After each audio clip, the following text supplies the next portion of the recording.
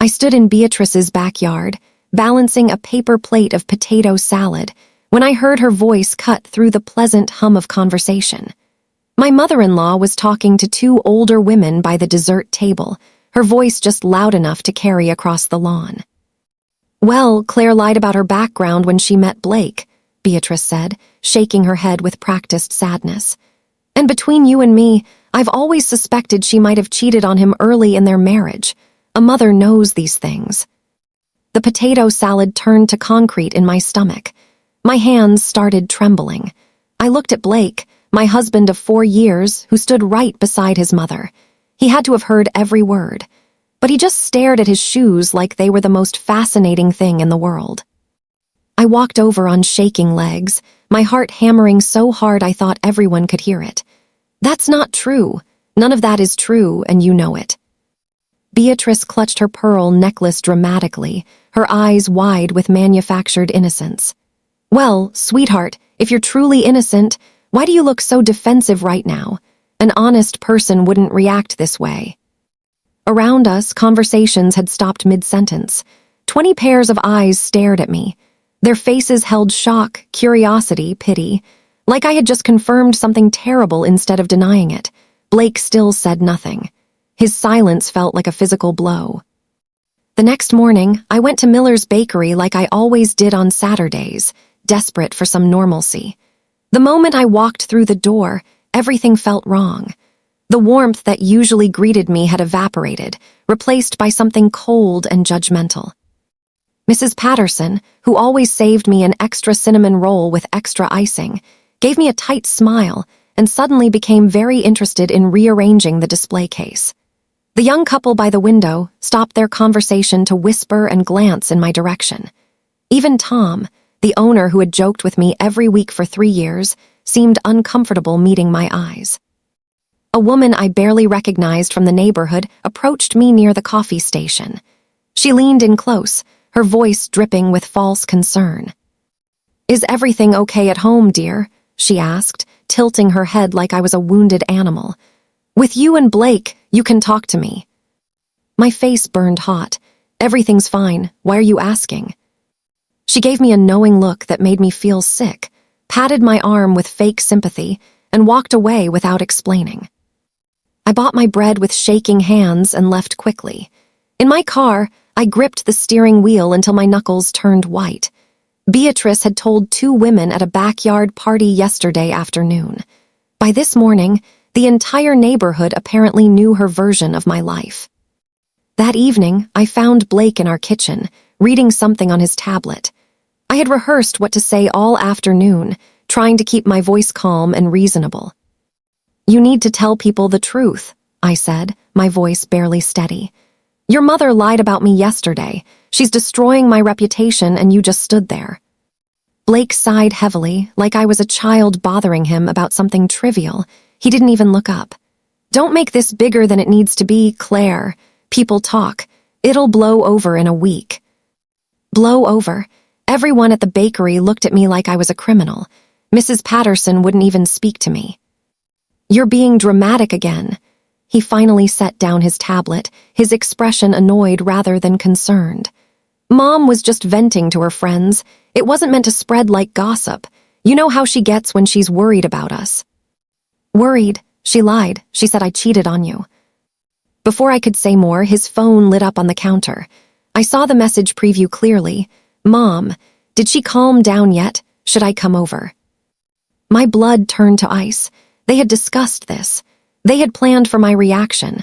They were coordinating their responses like I was a problem to be managed. Blake grabbed his phone quickly and walked into the other room, already typing a response to his mother. The following Tuesday, Blake had his regular doctor's appointment. I planned to drop him off and run errands at the pharmacy, but Beatrice showed up at our house uninvited, already dressed and holding her purse. "I'll come along," she announced cheerfully, walking past me into the house. "I want to make sure my boy is taking care of himself. You don't mind, do you, Claire?" I minded very much, but saying so would make me look petty and controlling. Blake shrugged like it was completely normal for his mother to attend his medical appointments. I felt trapped. In the examination room, the nurse checked Blake's blood pressure and asked routine health questions. Beatrice sat in the corner chair, watching everything with sharp eyes. "Any unusual stress at home?" the nurse asked Blake while nodding his vitals. Before Blake could open his mouth, Beatrice spoke up, her voice sweet and concerned. "Well, Claire gets worked up very easily over small things. She has these emotional episodes sometimes, poor thing. It's been quite hard on Blake lately." The nurse's entire expression changed. She glanced at me differently now, with a mixture of concern and judgment, like I might explode at any moment. She made a careful note on her clipboard. I wanted to scream that it wasn't true, that I was sitting right here listening to myself being slandered. But anything I said would sound exactly like an emotional episode. Beatrice had trapped me perfectly with witnesses. 2 weeks later, I applied for a receptionist position at Henderson Medical Associates. I desperately needed my own income, my own identity separate from Blake and his suffocating mother. The interview went surprisingly well. The office manager, Mrs. Cooper, seemed genuinely impressed with my organizational skills and warm demeanor. "Your resume is excellent, and I really like your approach to patient care," she said, smiling warmly. "We'll complete the standard background check and call your references. Honestly, I think you'd be a wonderful fit for our team here." I felt hopeful for the first time in weeks. Maybe I could build something that was just mine. 3 days later, Mrs. Cooper called. Her voice was completely different this time, cautious and distant and professional in a bad way. "Claire, I'm very sorry, but we've decided to go in a different direction with our hearing," she said carefully. "We received some concerning feedback during our reference verification process." My throat tightened. "What kind of feedback? I can explain anything." She hesitated, clearly uncomfortable. "Someone who claimed to know you personally raised some reliability and character concerns. I can't share more details than that, but we have to take all information seriously when making hearing decisions. I'm sorry." After we hung up, I sat staring at my phone, tears blurring my vision. The phrasing was too familiar, too specific. Reliability and character concerns sounded exactly like something Beatrice would say. She had somehow found out about my interview and poisoned it. I spent an entire Sunday afternoon organizing our important documents for a home loan pre-approval. Birth certificates, marriage license, tax returns from the past 3 years, bank statements, pay stubs. Everything sorted into neat labeled folders on the dining room table, ready for our Monday appointment. Monday morning, I came downstairs early to find the table completely empty. Every single document had vanished. "Blake," I called out frantically, searching under the table, checking nearby shelves. "Did you move the mortgage papers? They were all right here." He walked in carrying his coffee, looking annoyed at being disturbed. "What papers are you talking about?" "Everything I organized yesterday. All our documents for the loan application. Birth certificates, tax returns, everything." He frowned at me like I was being ridiculous. "You must have put them somewhere else and forgot, Claire. Check your office. You're always misplacing things." I searched everywhere, becoming increasingly frantic. My office, our bedroom, the hall closet, even the car. Nothing. Blake kept insisting I had misplaced them myself, getting more irritated each time I asked if he'd seen them. That afternoon, we visited Beatrice for her usual Sunday dinner. She served pot roast and acted perfectly pleasant, asking Blake about work and ignoring me mostly. When I excused myself to use the bathroom, I passed through her sitting room. There, displayed on her antique mahogany end table like casual reading material, was our stack of folders. Every single one, our entire financial life, sitting in Beatrice's house. I finally convinced Blake to try marriage counseling after weeks of begging.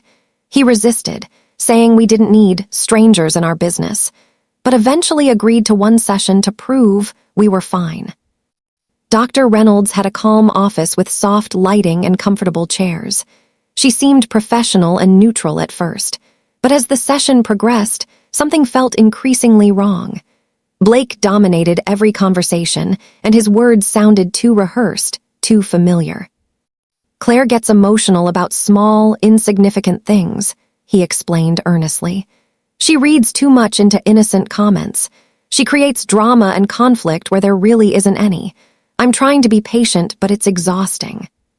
Those were his mother's exact words. I had heard Beatrice say them verbatim to her friends. Dr. Reynolds nodded thoughtfully, scribbling notes. And Claire, do you feel you might sometimes overreact to normal family situations? Do you think you might be overly sensitive? I tried explaining about Beatrice's lies, the stolen documents I'd found, the sabotaged job interview. But the more I talked, the more defensive and unstable I sounded. Dr. Reynolds seemed to subtly take Blake's side with every nod, treating me like a problem that needed fixing. After the session, I felt worse than before, like I'd been gaslit by a professional. Blake seemed satisfied and vindicated. Later that night, I looked up Dr. Reynolds online. Her Facebook page showed a photo from 3 months ago of her at a charity luncheon, smiling warmly beside Beatrice. I logged into our online banking one quiet evening, just checking our savings account balance before bed. The number made my stomach drop sickeningly. Half our money was simply gone. Blake, where's our savings? I asked, trying to keep my voice from shaking. There's only half of what should be there. He looked up from his laptop, completely calm and unconcerned. I moved it to a separate account last week, for emergencies and better interest rates. Mom suggested it was smarter financially to diversify our funds. You moved our money without even telling me, without discussing it. It's still our money, Claire. I just put it somewhere safer and smarter. You're overreacting again, making a problem out of a responsible financial decision. But I understood exactly what had happened. Beatrice had convinced him to isolate me financially. With half our savings completely inaccessible to me, I had far less security. If I needed to leave, if I needed independence, if I needed emergency funds, the money wouldn't be there. This is controlling, Blake. This is actually financial abuse. He laughed, actually laughed at me. It's called being financially responsible and mature. Maybe if you weren't so emotional and paranoid about everything, you'd understand that Mom is just trying to help us build a secure future. That night, I lay awake staring at the ceiling, feeling everything stable in my life being systematically dismantled. My reputation, my job opportunities, my financial security, my own husband's trust and support. Beatrice was destroying my entire existence, piece by careful piece. My phone rang late one Thursday night while I was getting ready for bed. Unknown number. I almost didn't answer, but something made me pick up. Claire, it's Emily, Blake's sister, please don't hang up. Emily and I barely spoke. She lived in California and rarely visited. Her voice sounded urgent, almost frightened, like someone might overhear her. I need to tell you something important, she whispered. What Mom is doing to you right now, she did it before. To my ex-fiancé, Nathan, 5 years ago. I sat down on the bed, my heart racing. What do you mean? I was engaged. Mom didn't approve of Nathan because he didn't come from the right family. She started spreading rumors about him in our hometown, told people he was unreliable, dishonest, potentially violent. She destroyed his reputation so completely and systematically that he finally left town completely. Our engagement ended because he couldn't handle the constant attacks. My hands went cold. Why didn't you ever tell me this before? Because I was ashamed. Because I chose Mom over him, just like Blake is choosing her over you now. I regret it every single day. Mom can't stand not being the absolute center of control in her children's lives. She wants you gone, Claire. She won't stop until you leave or break completely. Before I could ask more questions, Emily's voice dropped even lower, more urgent. I have to go before someone notices I'm calling. Just be careful. Document absolutely everything. And know that none of this is your fault. You're not crazy. The next day, I started documenting everything methodically. Not for revenge or even confrontation, but for my own sanity and self-protection. I needed concrete proof that I wasn't losing my mind, that this was really happening. I created a private email account Blake knew nothing about and began writing detailed entries. Dates, times, incidents, witnesses when possible. The potluck where Beatrice first publicly spread lies about me, the uncomfortable bakery encounter, the mysteriously sabotaged job interview, the stolen mortgage documents I'd found in her sitting room, the therapist connection, Blake's financial manipulation, every single detail. I went through old text messages and emails systematically. Most of what Beatrice did was carefully verbal, leaving no convenient paper trail. But then I found something in my saved voicemails from 8 months ago that made my heart race. Beatrice's voice, sharp and venomous and angry, came through my phone speaker. "I'll make sure my son sees exactly who you really are, Claire. He needs to know the real truth about you before it's too late." I had saved it back then because it seemed so strangely hostile and threatening for no reason. Now it felt like precious evidence. Proof of her intent to harm me, proof of her long-term campaign. I saved the audio file in 3 different secure places. Looking at my growing documentation, I felt something shift fundamentally inside me. I wasn't helpless. I wasn't crazy. I was fighting an opponent who played devastatingly dirty while maintaining a perfect, innocent facade. I made a conscious decision that changed everything. I stopped arguing, stopped defending myself constantly, stopped reacting visibly to Beatrice's provocations and Blake's endless accusations. When Blake made snide comments about my emotional instability, I simply nodded quietly and walked away. When Beatrice called to offer her unsolicited advice about everything from my cooking to my clothes, I said, "Thank you for your concern," and hung up politely. When they tried baiting me into arguments and confrontations, I remained calm and eerily quiet.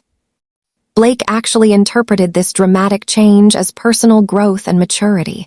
"You seem different lately," he said one evening, almost approvingly. "More settled, more reasonable." I smiled and said absolutely nothing.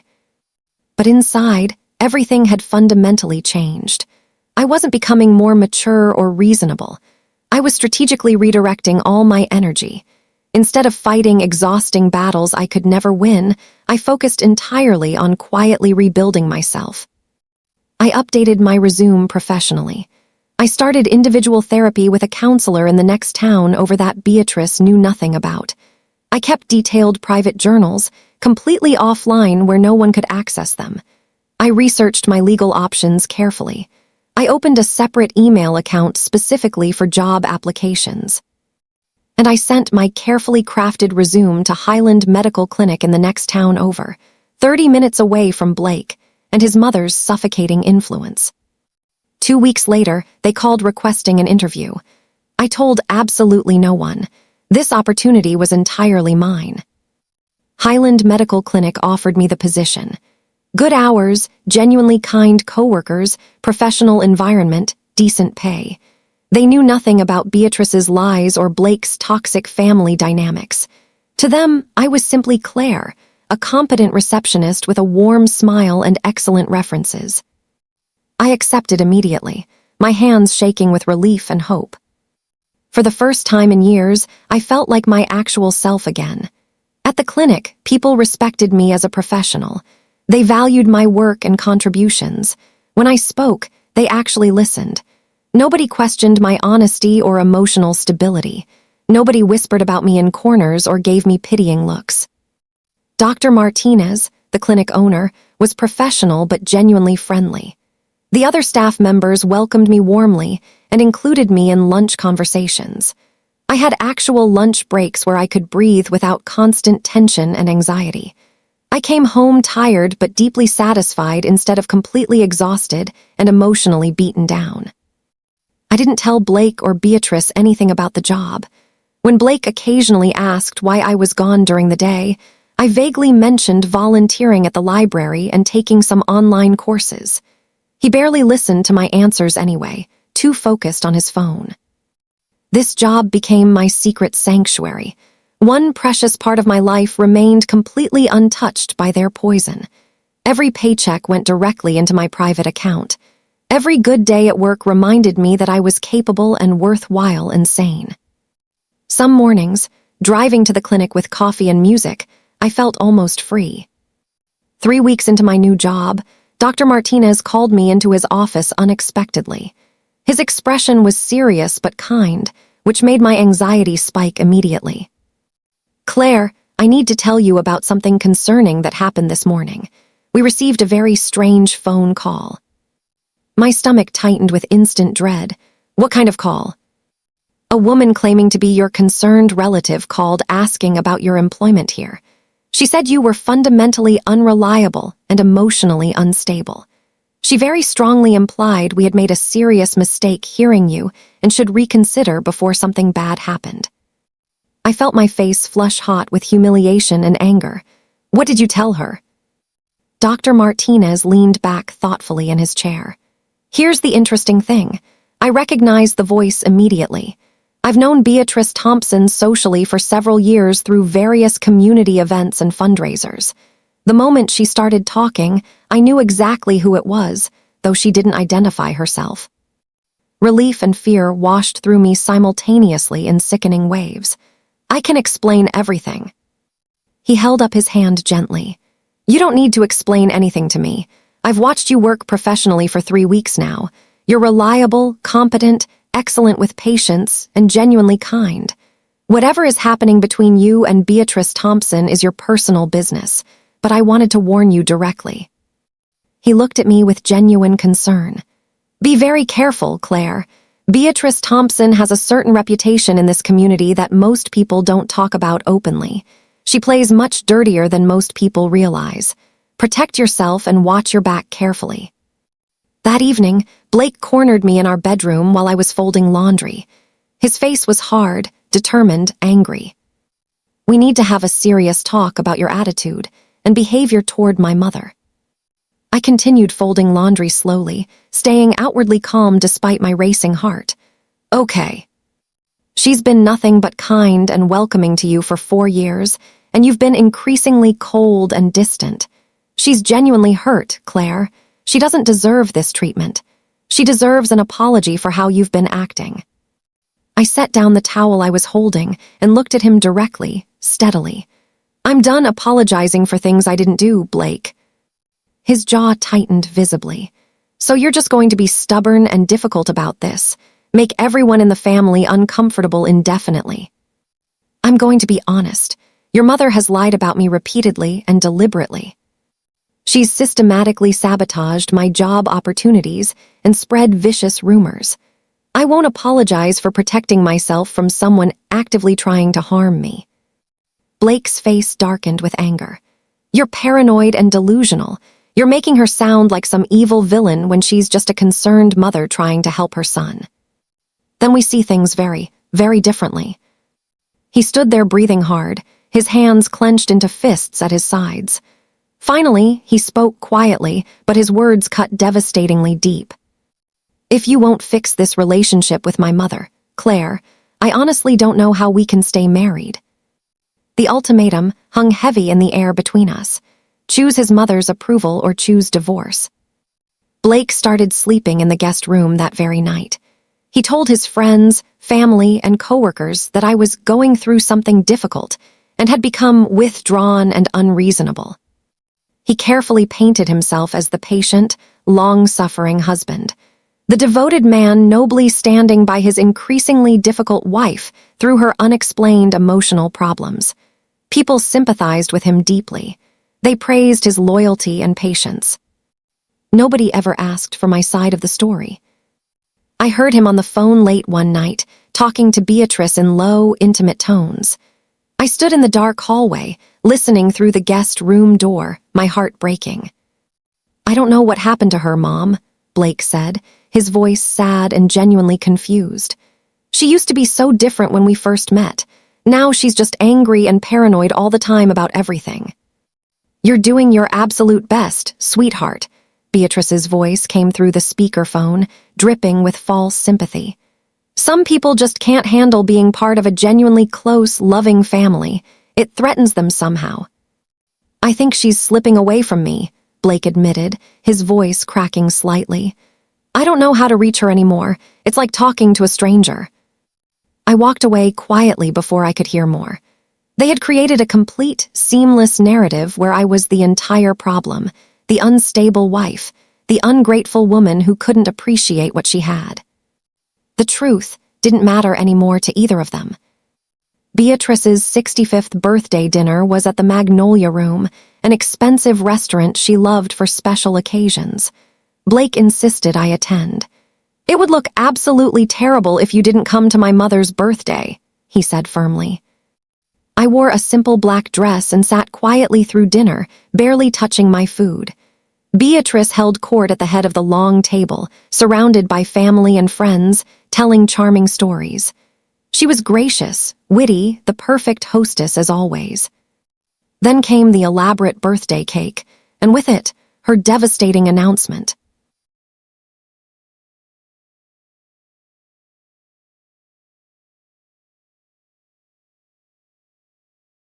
"I want to thank everyone for coming tonight to celebrate with me," Beatrice said, dabbing dramatically at her eyes with her linen napkin. "This year has been particularly difficult for our family. As many of you already know, Blake has been seriously considering separation because of Claire's increasingly hostile behavior toward our family." Audible gasps rippled around the table like a wave. 20 people turned to stare at me with shock and pity. I felt my face burn with humiliation. "But I still have faith," Beatrice continued, her voice breaking perfectly on cue. "Faith that she'll somehow find her way back to being the woman Blake originally married." I looked directly at Blake, silently begging him to deny it, to defend me, to say something. He just sat there staring at his plate like a coward. I stood up slowly, grabbed my purse with shaking hands, and walked out of the restaurant in complete silence. No dramatic scene, no tears, no shouting. Just devastating silence as I left them all behind. Monday morning, I opened my own bank account at a completely different bank across town. I transferred every single paycheck from Highland Medical Clinic directly into it. I started saving aggressively and obsessively, calculating exactly how much money I would need to live independently. I picked up every extra shift possible at the clinic. Dr. Martinez appreciated my dedication and gave me additional responsibilities managing the schedule, which came with a small but meaningful raise. Every single dollar went into my growing private account. I began systematically rebuilding my self-worth brick by careful brick. I joined a gym and went 3 mornings a week before work, feeling my body grow stronger.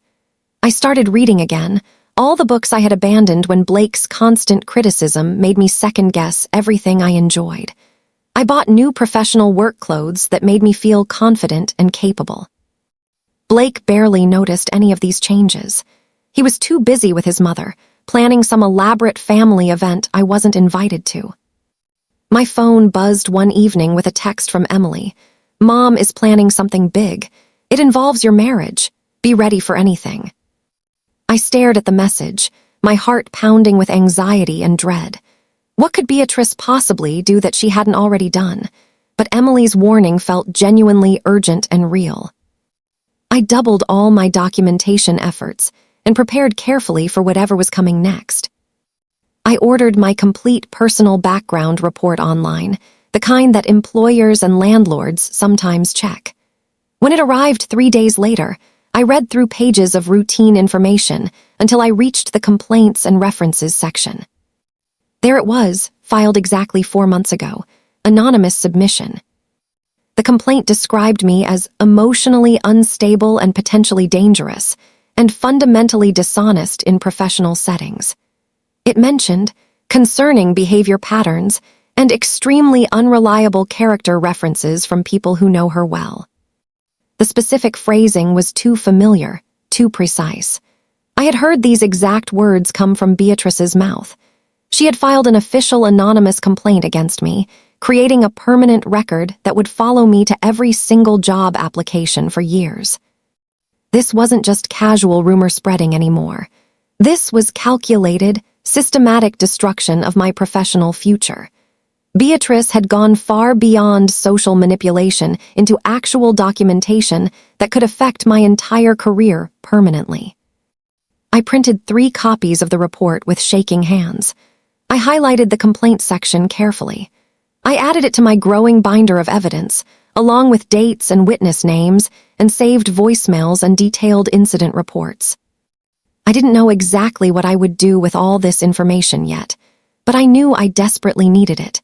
When the time came to defend myself, to prove I wasn't crazy or dramatic or unstable, I would have concrete proof. The truth was finally documented, not just spoken into empty air. Beatrice showed up at Highland Medical Clinic on a Thursday afternoon without any warning. She marched straight to the reception desk where I was calmly checking in patients. "I need to speak to the owner immediately," she demanded loudly enough for everyone to hear. "It's extremely urgent. It's about one of your employees." Patients in the waiting room looked up with concern. My coworkers froze mid-task. I felt my face flush with humiliation and anger. "Mrs. Thompson, you need to schedule an appointment," I started professionally. "Don't you dare tell me what I need to do," she shouted, her voice echoing off the walls. "You've completely ruined my son's life. You've poisoned him against his own mother. Everyone in this building needs to know exactly what kind of manipulative person you really are." Dr. Martinez came out of his office quickly. "Ma'am, I'm going to have to ask you to leave immediately." "Not until everyone knows the truth about Claire. She's manipulative and dishonest and mentally unstable and—" "Security," Dr. Martinez said calmly but firmly into the phone at the reception desk. 2 security guards escorted Beatrice out while she screamed increasingly unhinged threats and accusations. The entire waiting room watched in stunned, uncomfortable silence. After things finally settled down, Dr. Martinez called me into his office. I fully expected to be fired, to lose this one good thing in my life. Instead, he said quietly, "If she ever comes back here, I'm immediately calling the police. And Claire, protect yourself legally. Whatever is happening, document everything carefully and protect yourself with legal help." Blake came home that evening carrying a thick folder. He set it on the kitchen table between us with a heavy sound. "My mother had her attorney draw this up professionally," he said without preamble. "It's a marital agreement. She thinks you should sign it to prove once and for all that you're not after our money or assets." I opened the folder with trembling hands. The document was absolutely brutal. It gave me no claim whatsoever to our house, our savings, or anything we had built together during 4 years of marriage. It suggested I waive all financial rights and claims completely. "This is deeply insulting," I said quietly, my voice shaking. "It's protective," Blake countered defensively. "If you truly have nothing to hide, why not just sign it?" "Because it's not about hiding anything. It's about your mother controlling every aspect of our marriage, even the legal parts." Blake's face hardened with anger. "She's just looking out for my best interests. You've been so hostile and paranoid toward her that she's genuinely concerned about protecting my assets. Our assets. Your assets, apparently, not ours. Just sign it, Claire. Prove you're committed to this marriage for the right reasons and not for money." I looked at my husband.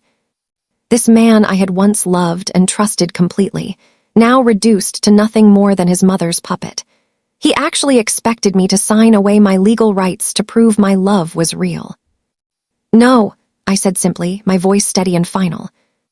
He slammed his hand violently on the table, making me jump. "You're so selfish and ungrateful, after everything we've given you." That night, while Blake slept in the guest room, I packed a single suitcase with only what was mine. I rented a small apartment above Mrs. Calloway's detached garage. She was a kind, elderly widow who had advertised the space on a community board at the clinic. The rent was affordable, and she asked no prying questions. The apartment was tiny, one main room with a basic kitchenette, a bathroom with old pink tile, a single window overlooking her peaceful garden. But it was quiet, sunlit, peaceful, everything my old life had never been. I bought a cheap bed from a thrift store and simple curtains from the discount store. I kept my space clean and deliberately minimal. Every morning, I woke up without the familiar dread and anxiety. No Beatrice. No Blake. No walking on eggshells or defending myself against lies. Blake called 12 times the first day. I listened to his voicemails, getting progressively more desperate and angry. First, Claire, where are you? We need to talk immediately. Fifth, you're being childish and ridiculous. Come home right now. Ninth, Mom is really upset. You need to fix this situation. 12th, please, Claire, I'm sorry. Just come back so we can work this out properly. I didn't respond to any of them. I went to work, came home to my small, peaceful apartment, cooked simple meals, and read books without interruption. For the first time in years, I felt like I could actually breathe deeply. Mrs. Calloway sometimes brought me fresh-baked cookies. She never pried into my situation. She just smiled warmly and said, "You look peaceful, dear. That's good." I was peaceful, finally. Things started falling apart spectacularly for Beatrice. Mrs. Henderson from the Neighborhood Association confronted her publicly at the grocery store about specific inconsistencies in stories she had told different people. Other neighbors began comparing notes and timelines. The charity board where Beatrice held 3 prestigious committee positions called an emergency meeting. They removed her from 2 committees immediately, pending thorough review of recent conduct concerns. Her perfect, carefully constructed reputation started cracking publicly and dramatically. I heard about everything from Emily, who called regularly now to check on me and update me. Mom is completely losing it, Emily said. Everyone's questioning her now. People are remembering other times she spread rumors or manipulated situations over the years. It's all coming back on her like karma. Apparently, I wasn't Beatrice's first victim, just her most recent. Other people had similar stories, but they had stayed quiet before out of fear. Now they were finally speaking up. The woman who had asked me at the bakery if everything was okay at home. She apologized publicly at a neighborhood meeting, saying Beatrice had fed her complete lies. Beatrice's carefully constructed image was collapsing. The neighborhood queen was being dethroned by her own vicious tactics finally catching up with her. Emily called again a week later. Mom screamed at Blake for 3 solid hours yesterday. She blames him for not controlling you better. She says it's entirely his fault you escaped and ruined everything. Blake had become her target now, too. My lawyer sent Beatrice a formal cease and desist letter for defamation. Nothing dramatic or aggressive, just clean, professional, factual. It listed specific lies she had spread with dates and witnesses. It demanded she stop all harmful conduct immediately or face legal consequences. Beatrice completely panicked. She called Blake crying hysterically. She called family members insisting she was being viciously attacked. She claimed I was trying to destroy her out of pure spite. Blake showed up at my apartment the next evening. He looked absolutely terrible, exhausted, desperate, broken. "Please help my mother," he begged, his voice cracking. "She's completely falling apart. She's not sleeping or eating. The stress is literally killing her. Please drop the legal threats." I stood in my doorway, looking at this man I once loved so deeply. Your mother systematically tried to destroy my entire life. She sabotaged my jobs, spread lies about my mental health, filed false complaints, turned you completely against me. Why would I help her now? "Because you're better than this," Blake said desperately. "Because you're kind and forgiving. Because she's still family and family forgives. She stopped being my family when she made me her enemy. And you stopped being my husband when you chose her over me every single time it mattered." Blake's face crumpled. "I'm so sorry. I should have defended you. I should have seen what was really happening." "Yes," I agreed quietly, my voice steady. "You absolutely should have." I closed the door gently but firmly. The Neighborhood Association held their regular monthly meeting at the community center. Beatrice insisted on attending despite strong advice from multiple friends to stay home. She had prepared an elaborate speech about community values and the sacred importance of family loyalty. She wanted desperately to reclaim her position, her reputation, her power and control. Emily texted me, updates in real time from inside the meeting. "She's at the podium now. This is going to be really bad." Beatrice started her speech confidently, her voice strong and clear. But people began asking simple, direct questions. Questions about specific statements she had made, timelines that didn't match up, stories that contradicted each other completely. She tried explaining, but with each attempt at explanation, she contradicted herself more. She tied herself in increasingly complicated knots. Her perfect facade cracked under basic scrutiny. She's crying now. People are actually walking out. Blake is trying desperately to get her to leave. She won't stop talking. Finally, Beatrice had a complete public breakdown. She screamed that everyone was turning against her unfairly, that nobody appreciated everything she had sacrificed, that she had only ever tried to protect her son. Blake finally walked her out while she sobbed uncontrollably. The meeting continued without her. Nobody defended her.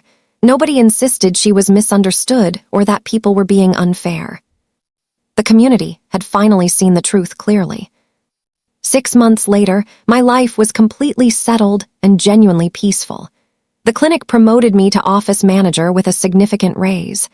Dr. Martinez trusted me with increasing responsibilities. My coworkers had become real friends.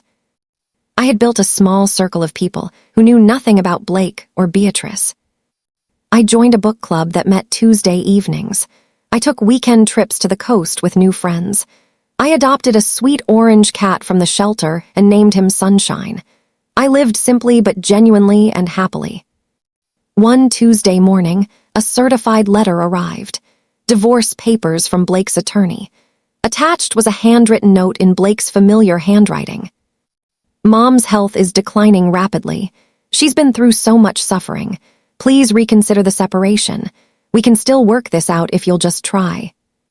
I read it twice slowly. Then I signed every single page without hesitation or regret. The following week, the community newsletter published a short article. A patient I had helped months ago had written about the exceptionally kind receptionist at Highland Medical who went above and beyond. It praised my professionalism and genuine care for people. It was written by someone who had once judged me harshly based on Beatrice's lies. Now she knew much better. I closed the newsletter and set it aside. I made coffee in my small, sunny kitchen. Sunshine curled up on the windowsill in the warm morning light, purring contentedly. I hadn't yelled or destroyed anyone. I hadn't fought dirty or sought revenge. I had simply walked away with quiet dignity.